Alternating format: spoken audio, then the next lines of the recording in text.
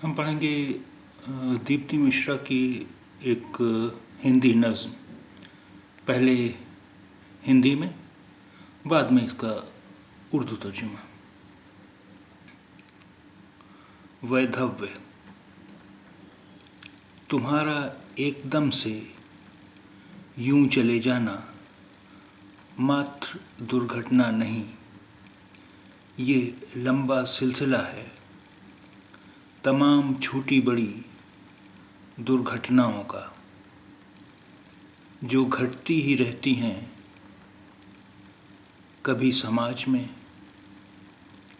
कभी परिवार में और कभी मन के बहुत भीतर। अब हम पढ़ेंगे इसका हिंदी तर्जुमा, उर्दू तर्जुमा। बेवकी।